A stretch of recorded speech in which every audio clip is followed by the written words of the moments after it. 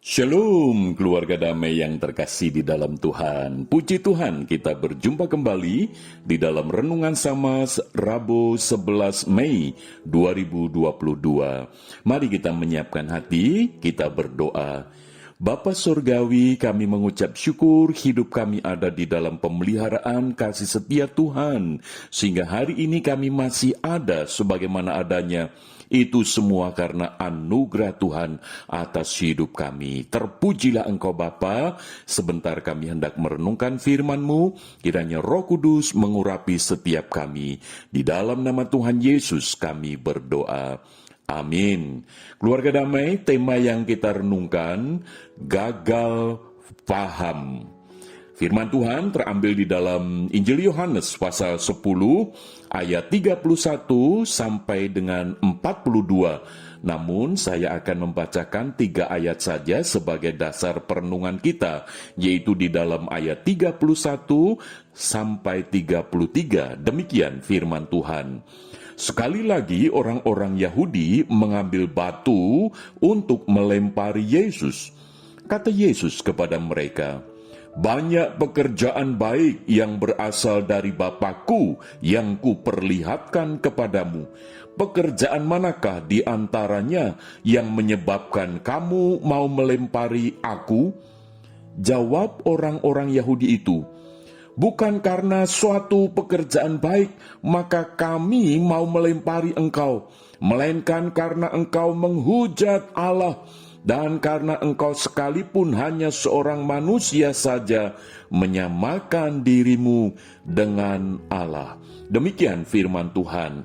Keluarga damai, ketika seseorang mengalami gagal paham, itu bisa berakibat yang sangat buruk.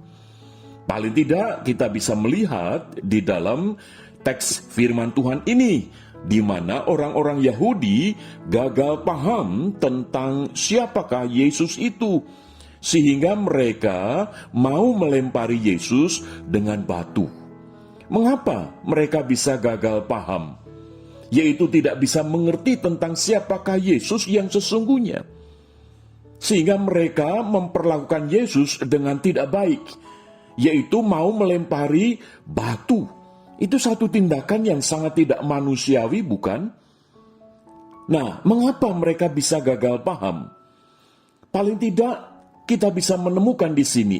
Yang pertama, karena mereka menilai Yesus hanya secara antroposentris. Artinya hanya sebatas pemikiran-pemikiran manusia saja, berdasar logika-logika manusia saja. Padahal logika pikiran nalar manusia itu sangat terbatas. Namun itulah yang dipakai oleh orang-orang Yahudi untuk mengenali, untuk menilai Yesus. Sehingga ketika Yesus menjelaskan mengapa kalian akan melempari aku dengan batu, bukankah aku melakukan sesuatu yang baik?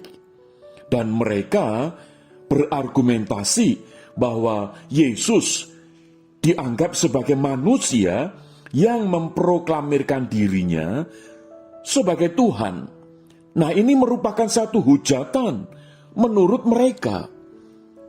Keluarga damai, ini menjadi satu pembelajaran bagi kita. Bukankah seringkali kita pun dengan pikiran kita menilai, dengan nalar kita menimbang, dengan pikiran-pikiran logika kita ini mencoba menilai tentang Tuhan. Sehingga kadangkala itu bertentangan.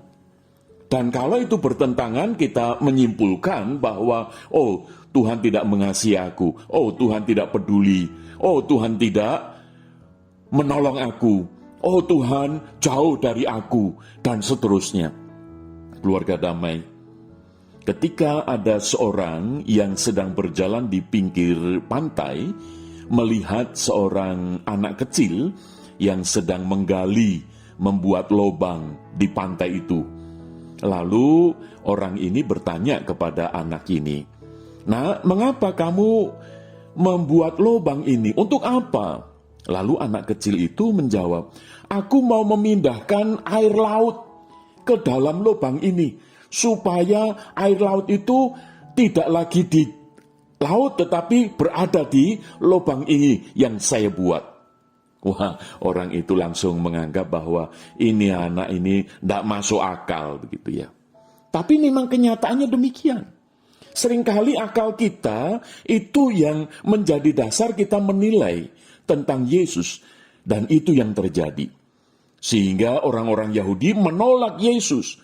Karena tidak seperti yang mereka pikirkan. Karena memang keberadaan Yesus itu melampaui pikiran mereka. Maka itu, keluarga damai, dalam segala keadaan, mari kita tidak menilai Tuhan Yesus hanya secara antroposentris. Tetapi biarlah kita memiliki iman kepada Tuhan Yesus berdasar firman Tuhan. Karena Tuhan Yesus juga memberikan penegasan, sekalipun aku ini mengatakan yang sesungguhnya, orang-orang Yahudi tidak mau percaya karena pikiran mereka tidak seturut dengan firman Tuhan. Dan mereka menganggap bahwa pikiran mereka lah yang paling benar. Keluarga damai, gagal paham itu bisa mengakibatkan kita bersikap buruk terhadap Tuhan. Maka itu mari kita menilai Yesus, menilai Kristus, Tuhan kita, berdasarkan iman percaya kita dari firman Tuhan. Yang kedua, mengapa orang-orang Yahudi gagal paham dan akhirnya menolak akan Yesus, mau melempari batu? Keluarga damai, orang Yahudi meskipun tahu tentang kitab-kitab Taurat, di mana kitab-kitab Taurat itu menubuatkan tentang Yesus, tetapi hati mereka tertutup. Sehingga yang kedua ini mengapa mereka gagal paham? Karena mereka menutup hati bagi Yesus. Nah, menutup hati itu sama dengan tidak percaya. Menutup hati itu sama dengan menolak.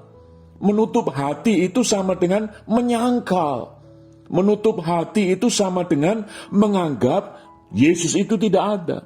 Sehingga disitulah muncul rasa benci. Dan kebencian itu yang mendorong mereka mau melempari batu. Satu tindakan yang sangat tidak manusiawi, bukan? Bahkan puncaknya adalah mereka pada akhirnya menyalibkan Yesus. Membunuh Yesus dengan cara yang sangat sadis. Menganggap Yesus sebagai penjahat yang paling jahat. Mengerikan, bukan? Jadi kalau gagal paham, itu bisa berdampak buruk. Maka itu mari, keluarga damai, kita belajar supaya kita tidak gagal paham. Maka itu bukalah hati untuk menerima Yesus. Kalau hati kita terbuka, menerima Yesus, dan Yesus berkuasa menerangi hati kita, maka disitulah kita tidak akan mengalami gagal paham. Justru kita semakin dibangunkan iman kita. Kita semakin dikuatkan iman kita. Sehingga walaupun kita mengalami kondisi-kondisi yang sulit, yang tidak sesuai dengan harapan kita, kita masih berdiri teguh. Kita tidak goyah. Bahkan kita masih bisa mengucap syukur. Bahkan kita semakin giat di dalam pelayanan Tuhan. Kita semakin memiliki satu perspektif yang melampaui segala keadaan. Keluarga damai, mari, apapun yang sedang kita alami pada saat ini, biarlah kita memiliki satu hati yang terus beriman kepada Tuhan berdasar firman Tuhan. Dan Kristus tinggal di dalam hati supaya kita tidak gagal paham. Puji Tuhan, mari kita berdoa. Bapa Surgawi, tolonglah kami, supaya kami sebagai orang yang percaya kepada Engkau, ya Tuhan Yesus, kami tidak gagal paham. Sebagaimana orang-orang Yahudi yang dicatat di dalam Injil Yohanes yang sudah kami renungkan bersama. Tolonglah kami Bapa, supaya kami menilai tentang Tuhan Yesus itu di dalam iman percaya kami. Dan kami membuka hati untuk dikuasai oleh firman-Mu, sehingga hidup kami sungguh seturut dengan kehendak-Mu. Di dalam nama Tuhan Yesus kami berdoa. Amin. Keluarga damai, kiranya Tuhan menolong kita untuk kita tidak gagal paham. Tuhan Yesus memberkati. Amin.